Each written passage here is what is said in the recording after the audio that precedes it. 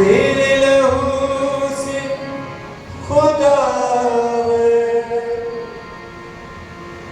تیرے لہو سے خدا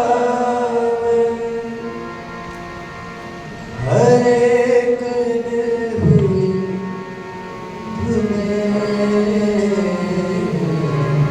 بلند آواز سے کہیں تیری حضوری کا بادل تیری حضوری کا بادل زور سے برسے تیری حضوری کا بادل زور سے برسے بارش ہو روح پاک کی جنبش ہو روح پاک کی بارش ہو روح پاک کی جنبش ہو روح پاک کی ہر ایک دل میں ہر ایک دل میں اے یسوع ہر ایک دل میں اے یسوع روح کی آگ جلے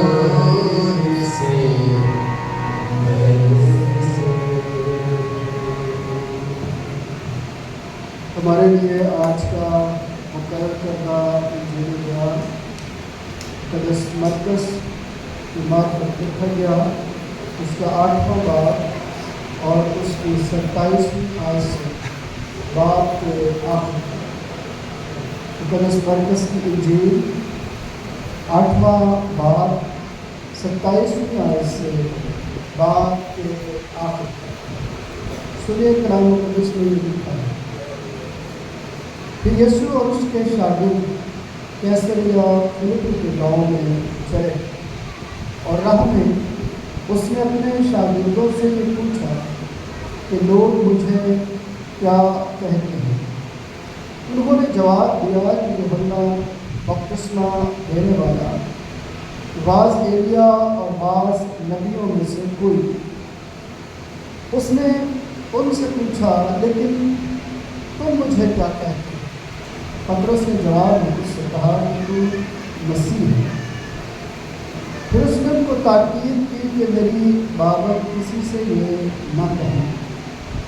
پھر وہ ان کو تعلیم دینے لگا کہ ضرور ہے کہ ابن آدم بہت دکھ اٹھائے اور بزرگ اور سردار کاہن اور فقیہ سے رد کرے اور وہ قتل کیا جائے اور 3 دن کے بعد جی اٹھے۔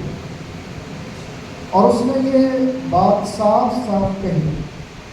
پطرس اسے الگ لے جا کر اسے ملامت کرنے لگا، مگر اس نے مڑ کر اپنے شاگردوں پر نگاہ کر کے پطرس کو ملامت کی اور کہا، اے شیطان، میرے سامنے سے دور ہو، کیونکہ تو خدا کی باتوں کا نہیں بلکہ آدمیوں کی باتوں کا خیال رکھتا ہے۔ پھر اس نے بھیڑ کو اپنے شاگردوں سمیت پاس بلا کر ان سے کہا، اگر کوئی میرے پیچھے آنا چاہے تو اپنی خودی سے انکار کرے اور اپنی صلیب اٹھائے اور میرے پیچھے ہو جائے، کیونکہ جو کوئی اپنی جان بچانا چاہے وہ اسے کھوئے گا، اور جو کوئی میری اور انجیل کی خاطر اپنی جان کھوئے گا وہ اسے بچائے گا۔ اور آدمی اگر ساری دنیا کو حاصل کرے اور اپنی جان کا نقصان اٹھائے تو اسے کیا فائدہ ہوگا؟ اور آدمی اپنی جان کے بدلے کیا دے؟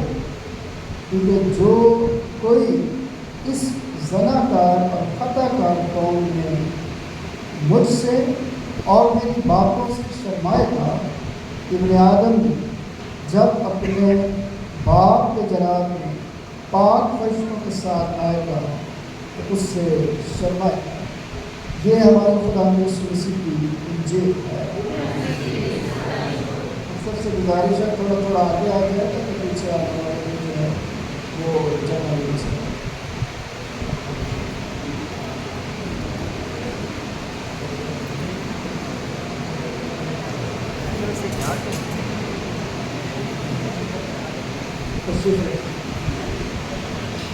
آئیے اپنے سروں کو جھکائیں اور دعا کریں۔ پیارے وفادار جلالی آسمانی کا دل کی گہرائیوں سے تیرا شکر ادا کرتے ہیں کہ تو خداوند بھلا ہے، تیری شفقت ابدی، تیرا پیار نرالا اور تیری وفاداری خوش در خوش ہمارے ساتھ۔ آج کے خداوند اس بابرکت قیمتی لمحات کے لیے جو خداوند تو نے اپنی ہیکل میں بخشے ہیں، دل سے تیری شکر گزاری ہے، اور دعا تو ہے جب ہم تیری پرستش کرتے ہوئے تیری پاک بارگاہوں میں، تو خداوند اب وقت ہے کہ ہم تیری آواز کو تیرے کلام کے وسیلے سے سن سکیں۔ تو خداوند تو ہمیں ایمان کے بانی اور کامل کرنے والے یسوع کی طرف خداوند لگائے تاکہ تیرا کلام سن کر برکت پائے اور ایک دوسرے کے لیے برکت کا وسیلہ بنے، یسوع مسیح کے نام سے آمین۔ خدا کا شکر ادا کرتے ہیں کہ خدا نے ہمیں آج پھر موقع دیا ہے کہ ہم خدا کے کلام کو اپنی زندگی میں سیکھتے ہوئے برکت پا سکیں۔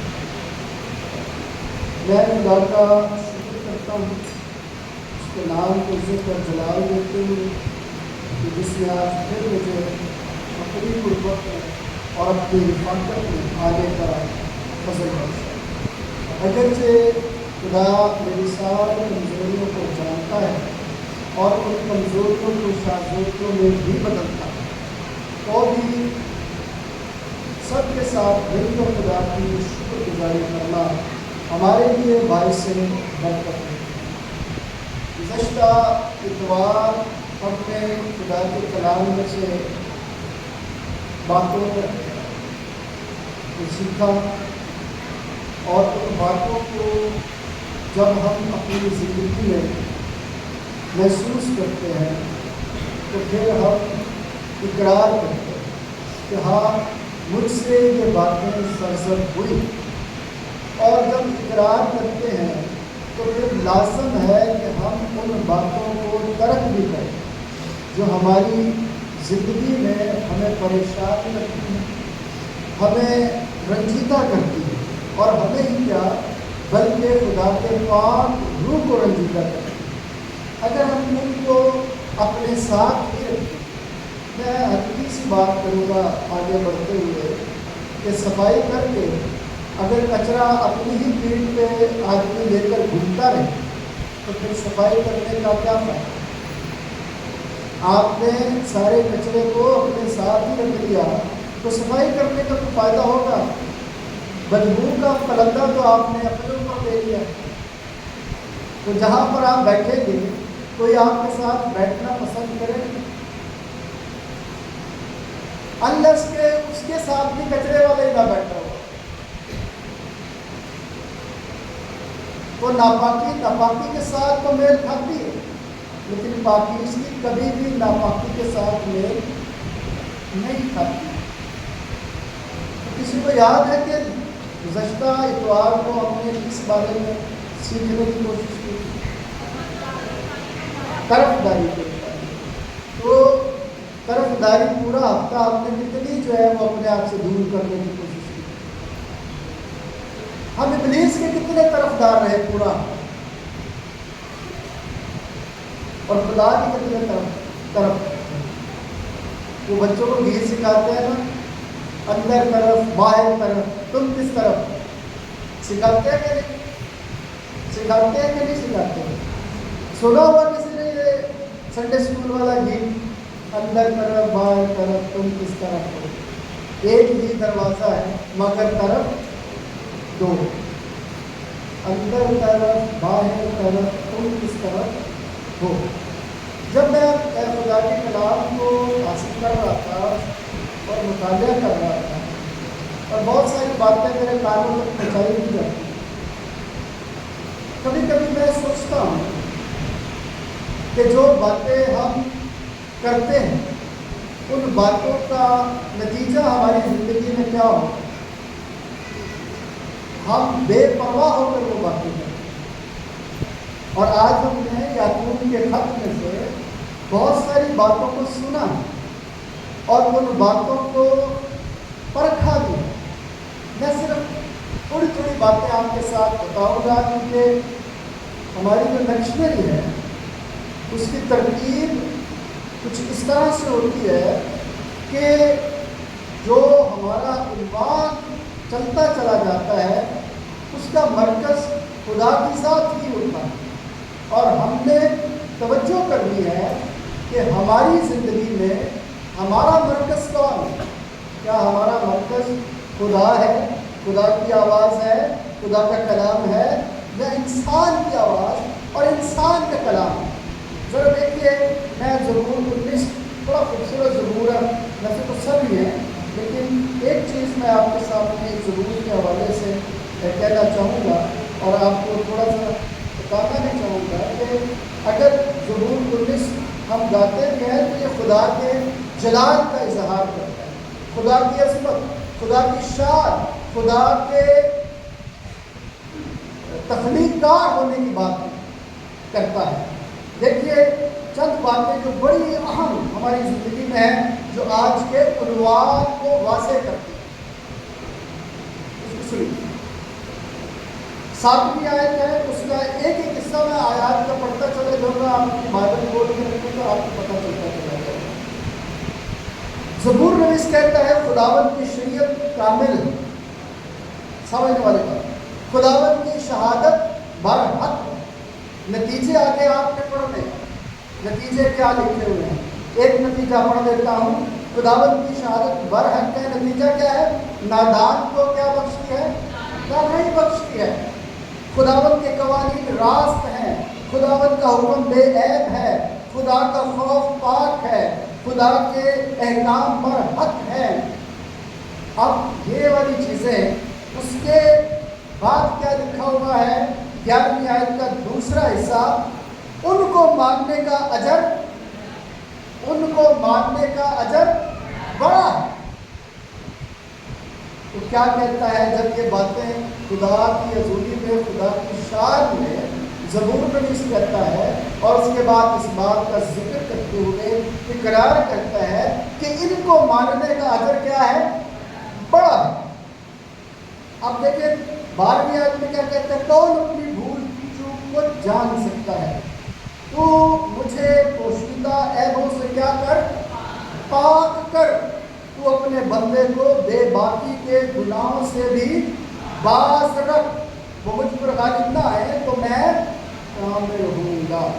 اب آپ نے یہ باتیں اپنے ذہن میں رکھنی ہیں، جس طرح کے 14ویں آیت میں پڑھ کے لکھا ہے، میرے منہ کا کلام اور میرے دل کا خیال تیرے حضور کیا ٹھہرے؟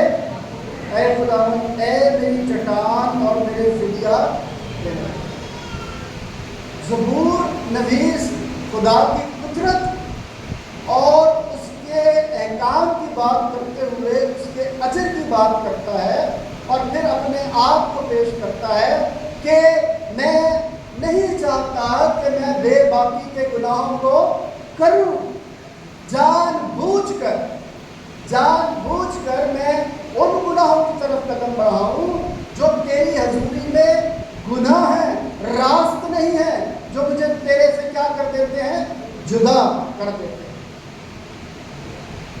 اب اس بات کو آگے بڑھاتے ہوئے میرے ساتھ نکال لیجئے جو مرکز انجیل اس کا 8واں باب اور اس کی 33ویں آیت کا میں دوسرا حصہ آپ کے سامنے پڑھوں۔ اگر کوئی میرے پیچھے آنا چاہے تو اپنی خودی سے انکار کرے اور اپنی صلیب اٹھائے اور میرے پیچھے، کیونکہ اس کا اجر کیا ہوگا؟ بڑا ہوگا۔ اس کا اجر کیا ہوگا؟ بڑا ہوگا۔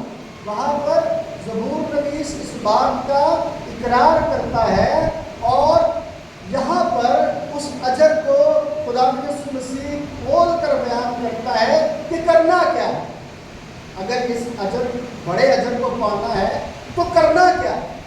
اس کا کچھ حصہ ہم نے یعقوب کے خط میں سے سنا اور یعقوب کے خط میں یہ بات بیان کر دی گئی اور اس بات کو ہم تک پہنچا دیا گیا کہ کیا کرنا ہے۔ ہم کسی کے سامنے جب بات کر رہے ہوتے ہیں تو کچھ اور کر رہے ہوتے ہیں اور اس کی پیٹھ پیچھے کچھ اور بات کر رہے ہوتے ہیں۔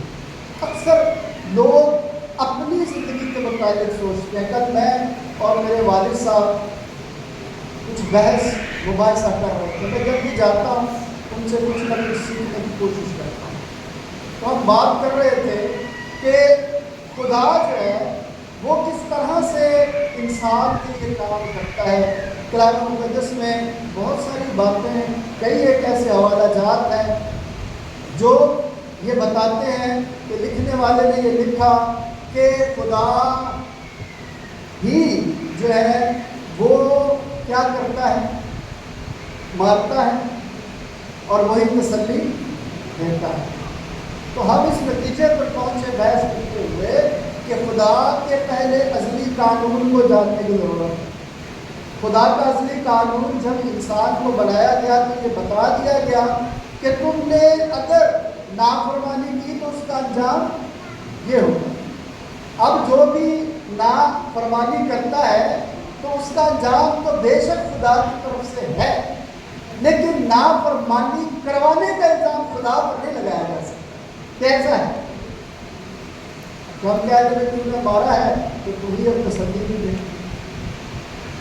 انسان چونکہ اپنی فطرت میں، اگر آپ ذرا سا پڑھیں تھوڑا سا پھر واپس باغ عدن میں آ جائیں، اگر جس نے باغ عدن کی اس بات کو اور باغ عدن کے پورے واقعے کو اپنی زندگی میں اچھے سے سمجھ لیا نا، وہ خدا کے کلام کو سمجھتا چلا جائے گا، برکت پاتا چلا جائے گا۔ جب ہم بات کرتے ہیں تو وہاں پر کیا ہوا کہ آدم سے پوچھا گیا تو آدم نے کیا کہا؟ یہ جو تو نے بنائی ہے نا اس نے مجھے کھلایا۔ ہوا سے پوچھا تو اس نے شیطان کی طرف یا سانپ کی طرف اپنا بیان لگا، خود سے کوئی نہیں مانا۔ یہاں پر بھی ہماری زندگیوں میں بھی ایسا ہی ہوتا ہے کہ جب ہم اپنی زبان کو قابو میں نہیں رکھتے اور اپنی زبان کا استعمال خدا کے احکام کے مطابق نہیں کرتے اور اس کا رزلٹ جب آتا ہے برا تو پھر ہم خدا کی جو ویسا کتنی آسانی سے کہہ دیتے ہیں خدا کی جو مرضی تھی۔ اپنے کام اور اپنے عمل پر دھیان نہیں دینا۔ زبور نویس کیا کہتے ہیں کہ مجھے جانچ، ہم تو یہ کہتے ہیں کہ مجھے جانچ، ہم تو فوراً اپنی زبان کھول کر بہت ساری باتوں کو کرنے کی کوشش کرتے ہیں۔ اچھا ان ساری باتوں کا جملے جواب کیا ہے؟ کیسا ہوتا کہ آج کا جو عنوان ہے وہ ان ساری باتوں کو سمیٹے ہوئے ہے، اور آج کا عنوان اس سردی آیت میں پوچھتا ہے جو ہم نے سنی کہ اپنی خودی کا کیا کر؟ انکار کر اور اپنی صلیب اٹھا کر میرے پیچھے۔ آج دو باتیں سیکھنے کا موقع ہے میرے لیے اور آپ کے لیے، خودی سے انکار کرنا اور اپنی صلیب کو کیا کرنا؟ اٹھانا۔ جب یہ باتیں ہو رہی ہیں اور یہ باتیں کر رہے ہیں تو شکوے شکایتیں ہوتی ہیں، یہ کوئی بری بات نہیں ہے، لیکن بقول شاعر شکوہ تو کر مگر اس ادا سے، شکوہ تو کر مگر اس ادا سے کہ شروع ہو دعا سے اور ختم بھی دعا سے۔ سمجھ میں آئی بات؟ مطلب یہ ہے کہ اپنے آپ کو خدا کی حضوری میں رکھ، خدا سے بات کر۔ جب آپ خدا سے بات کریں گے، اپنے پروردگار سے بات کریں گے، اپنے تخلیقکار سے بات کریں گے، اپنے پیدا کرنے والے سے بات کریں گے، تو وہ آپ کو بتائے گا کہ خرابیاں کہاں کہاں موجود ہیں۔ اور جب آپ اس انداز سے آگے بڑھیں گے تو پھر ہماری زندگی میں جو یہ ترجیحات اور خواہشات بڑھتی چلی جاتی ہیں، اس میں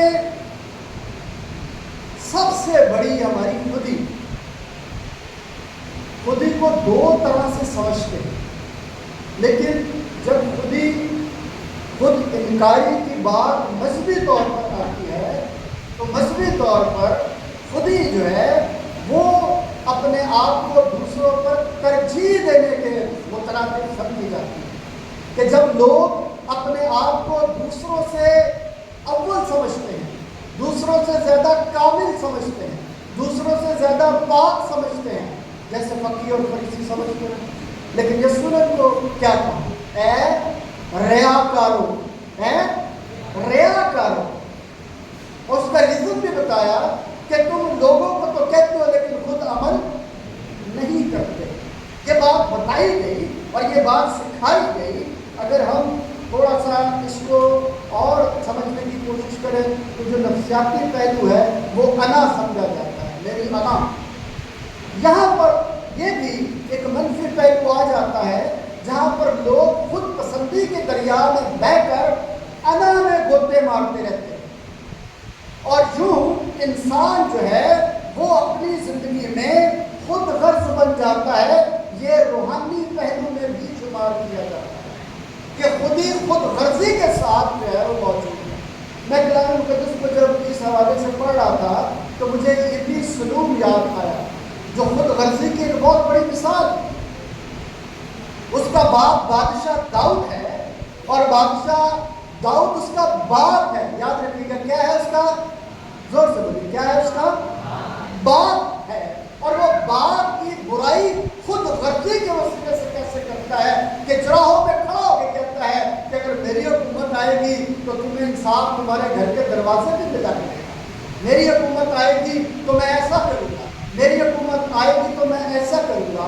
اور اپنے باپ کی کیا کر رہا ہے؟ وہ برائی کر رہا ہے، اپنے باپ کی حاکمیت کو چیلنج کر رہا ہے اور اپنے لوگوں کو اپنی طرف لانے کی کوشش کر رہا ہے۔ اس کی خود غرضی اس بات سے آیا ہے جبکہ اس سے پتہ تھا کہ حکم کیا ہے کہ تو اپنے ماں باپ کی کیا کرنا؟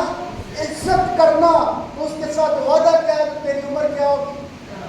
کیا اس کی عمر دراز ہوئی؟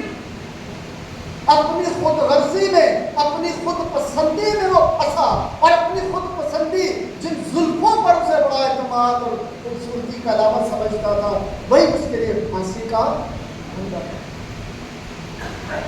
تو آج بھی لوگ خود پسندی، اپنی انا اور اپنی خود غرضی کو سامنے رکھ کر اپنی زبان کا استعمال کرتے ہیں اور نہیں سمجھتے کہ ہم اپنی زندگی میں خدا کے کام، خدا کی شریعت پر جو ہے وہ اپنا تکیہ نہیں کرتے۔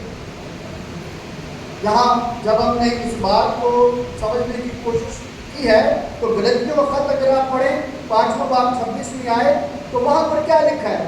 ہمیں شیخی مارنا، ایک دوسرے کو بھڑکانا، ہمیں شیخی مارنا اور ایک دوسرے کو بھڑکانا یا ایک دوسرے سے حسد کرنا چھوڑ دینا چاہیے۔ یہ خودی کی علامتیں ہیں، یہ خود پرستی کی علامتیں ہیں، یہ خود غرضی کی علامتیں ہیں۔ اسی لیے یہ حکم جو ہے وہ لکھ دیا گیا کہ ان کو چھوڑ دو۔ میں نے پچھلی دفعہ آپ کو یہ کہا تھا کہ طرفداری اگر याकूब ने 12 बेटों में से की तो उसका अंजाम कुछ उसके घराने के लिए, उसके लिए उन हालात में अच्छा न था। लेकिन खुदा जो है वो भलाई पैदा करने वाला है, और खुदा ने फिर भी भलाई पैदा की। दूसरी बात, इसी हवाले से हम ये सीखते हैं कि खुदी के इनकार की क्या है हमें जरूरत किस लिए है? हर बंदा चाहता है कि मैं जिंदगी पाऊँ और कसरत की जिंदगी पाऊँ। अगर कलाम को पढ़ें तो क्या लिखा हुआ कि अगर कोई अपनी जिंदगी में अच्छे दिन देखना चाहता है तो क्या करे? अपनी जुबान को बदी से क्या रखे? लेकिन शायद इंसान इस बात को समझता कम है, और ऐबजोई करने और बुक्स का इजहार करने में कभी भी चूकता नहीं है, फौरन उसका इजहार करता है ताकि खुदा को रंजीदा कर सके, खुदा के कलाम को रंजीदा कर सके और अपनी तस्कीन पा सके। जहाँ पर भी लोग अपनी तस्कीन के लिए काम करते हैं, बहकाने के लिए, गुमराही के लिए काम करते हैं, तो वो अपने फायदे को सोच कर, इस लोग ने अपना फायदा सोच कर अपने बाप की खिदमत की, अपने बाप से हसद की, बुक्स को खिलाने की कोशिश की, तो उसका अंजाम जो है वो उसकी पूरी जिंदगी भी ना मिल सकी। क्या में हमने जो मरकज की इंजील पढ़ी है, अगर उसको लूका की इंजील में देखें तो वहाँ पर लिखा अगर तू मेरे पीछे आना चाहे तो वो रोजाना अपनी सलीब उठाए, हर रोज की बात की गई, हर रोज अपनी सलीब उठाए और मेरे पीछे हो। हर रोज वो अपनी खुदी से क्या करे? इनकार करे कि मैं अब जिंदा ना रहा बल्कि मसीह मुझ में जिंदा है। जब हम अपनी जिंदगी में इस नुक्ते को समझ जाएं कि जिंदा रहने के लिए मुझे अपनी ख्वाहिशात और अपने मफादात को खुदा की हजूरी में रखना है। हम कहते हैं जब दुआ करते हैं तो कहते हैं तो भी मेरी मर्जी नहीं बल्कि तेरी मर्जी पूरी हो। फिर कह देते हैं जो मांगा है तेरी यीशु नाम में पा लिया। ये भी कहना है कि मेरी नहीं तेरी मर्जी पूरी हो, और फिर कह देना है जो मांगा है यीशु के नाम में पा लिया। कभी सोचा है कि हम जब दुआ कर रहे होते हैं तो उनका इस्तेमाल हम कैसे करें? जब आप खुदा की हजूरी में दुआया सुरमा बनना चाहते हैं, दुआ करना चाहते हैं, तो फिर रूह आपको सिखाता है कि किस तरह आपने क्या करनी है, दुआ करनी है। दुआ करना वो सिखाता है आपको, सरसरी दुआ नहीं, लिखी हुई दुआ नहीं, वो दुआ जो रूह के साथ मिलकर आप करते हैं उसको दुआ करना। मेरे जो खुदावंद मुझे और आपको ये सिखाना चाहता है कि मेरे लिए और आपके लिए ये ज़रूरी है कि हम अपनी खुदी का क्या करें, इनकार करें। क्यों? ज़बूर 19 में हमने क्या पढ़ा, क्या ज़बरदस्त नक्शा पेश किया गया कि तेरी बातें कैसी हैं, तेरा कलाम कैसा है, तेरे अहकाम कैसे हैं, मुझे क्या देते हैं, वो फरहत देते हैं, मुझे खुशी देते हैं, मुझे सरग और ताज़गी बख्शते हैं। अगर हम खुदा के कलाम पर अपना ध्यान लगाते हैं तो फिर हमारी जुबान जो है वो क्या करती है, जो बोलती है, हसद करती है, ऐबजोइयां करती है, क्या ये काम करती है? फिर ये जुबान खुदी, जब तक खुदी अंदर है ये सारे काम जारी और सारी रहेंगे। जहां पर खुद गर्जी है, जहां पर खुद पसंदी है, जहां पर अना है, वहां पर फैसला कभी भी अच्छा नहीं हो सकता। वो घर बर्बाद हो जाते हैं जहां पर लोग, जहां पर अजीज एक दूसरे को अपनी अना का मसला समझकर एक दूसरे के साथ ताल्लुक तोड़, जो जिसका मुकाम है उसे उस मुकाम पर रहकर उसे खुदा की हजूरी में अपने फराइज को अंजाम देना। जो जिसको मिला है उसके मौके क्या करे, काम करे, क्योंकि उसी से उसका हिसाब भी लिया जाएगा। दूसरा हिस्सा जो खुद इनकारी के साथ जुड़ा हुआ है वो اپنی سلیب اٹھانا. کیا آپ نے کبھی اپنی سلیب اٹھانے کا تجربہ کیا؟ کیا کبھی آپ نے اپنے کندھے پر محسوس کیا ہے سلیب کا بوجھ؟ تو کسی نے کہا کہ سلیب جو پوری سلیب ہوتی ہے اس کو اٹھانے کے لیے آدمی جو ہے وہ کیا کرتا ہے؟ تھوڑی دیر اٹھا کر چلتا ہے.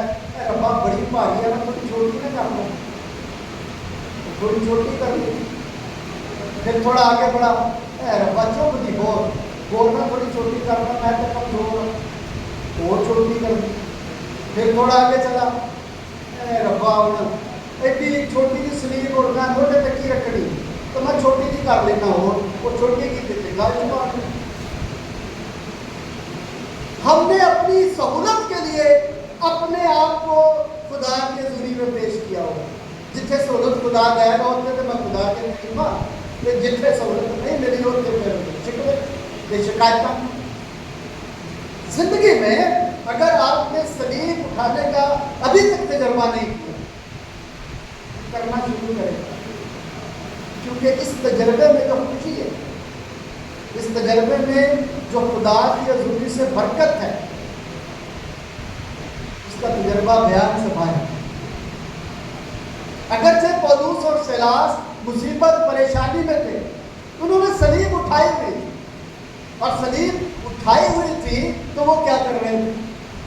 ان کی زبان میں شکوہ تھا، شکایتیں تھی ان کی زبان میں، کیونکہ وہ خدا کو اپنا دے چکے تھے، اور انہیں اپنا اجر، جو زبور میں اس کہتا ہے اجر کیا ہے؟ بڑا. انہیں اپنا بڑا اجر دکھائی دیتا تھا، اور انہوں نے چھوٹے اجر کے لیے اپنے آپ کو کبھی بھی جو ہے وہ لوکلہان کرنے کی کوشش نہیں. انہوں نے اپنے بڑے مقصد کو، بڑے اجر کو پانے کے لیے، جیسا وہ پولس کہتے ہیں نا، ایمان کے بانی اور کامل کرنے والے یسوع کو تکتے رہو. جب آپ چاہتے ہو کہ آپ اپنی سلیب اٹھاؤ تو سلیب پر نگاہ کرو، سلیب کے واقعے پر نگاہ کرو. سلیب جس نے اٹھائی تھی اس نے کس مقصد کے لیے اٹھائی تھی، اور اس مقصد کو جب پایا تکمیل تک پہنچایا تو کیا کہا؟ تمام ہوا. اس نے بوجھ ہمارے گناہوں کا اٹھا کر کوہ کلوری پر اپنا قیمتی لہو بہا دیا. اس بوجھ کو بھی کیا کر دیا؟ بہا دیا اور آزاد کر دیا. سلیب اٹھانے کا جو مطلب ہے، اگر آپ کلام مقدس میں اس کی اہمیت کو سمجھیں تو متی کی انجیل پڑھیں تو متی کی انجیل میں کیا لکھا ہے؟ جو اپنی سلیب نہ اٹھائے اور میرے پیچھے نہ چلے وہ میرے لائق نہیں، وہ میرے لائق نہیں ہے. 10واں باب 38 آیت ہے.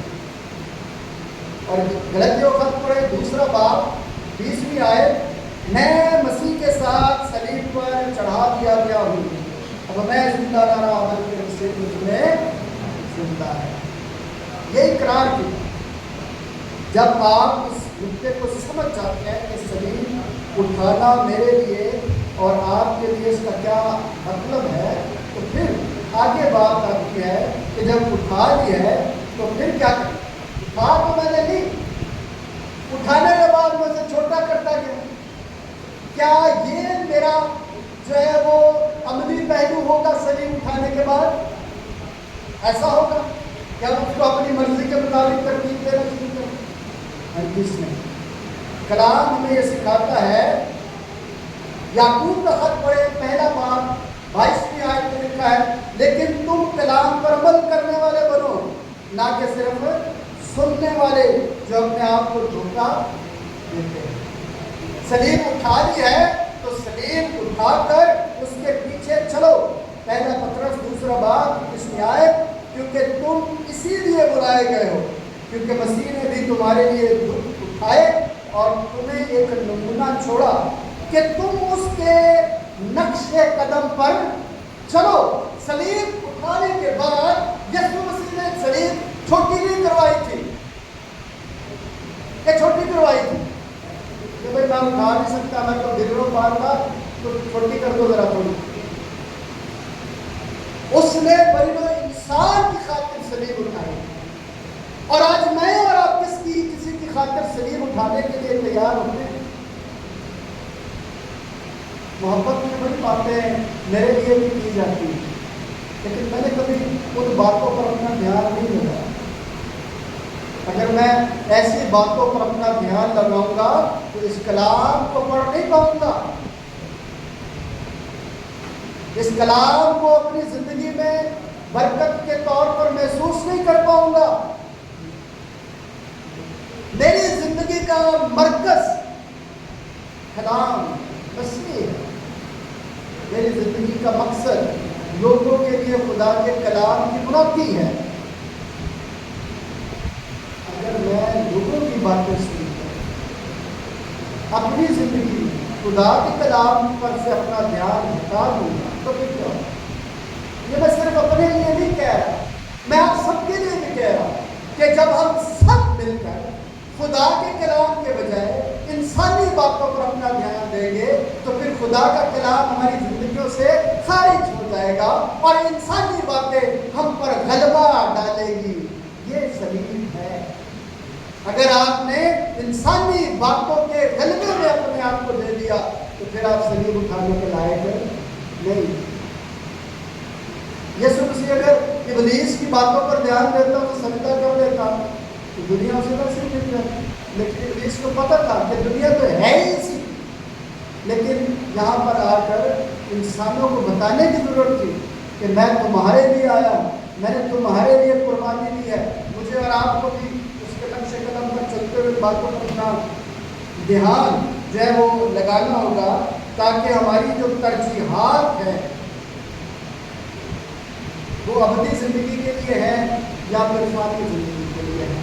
جہاں پر انا پرست کی خود غرضی ہے وہ فانی زندگی کی طرف آپ کو دھکیلتی ہے، اور جہاں پر خدا کی پیروی ہے، خدا کے حکموں میں رہنے کی بات ہے، اپنی زبان کو قابو کرنے کی بات ہے، وہ آپ کو اپنی زندگی کی جانب لے کر آتی ہے۔ ذرا تجربہ کر کے دیکھیں، اگر کوئی برائی کرتا ہے، اگر کوئی پریشان ہوتا ہے تو اس پریشانی میں آپ نے کتنا حصہ ڈالا ہوگا؟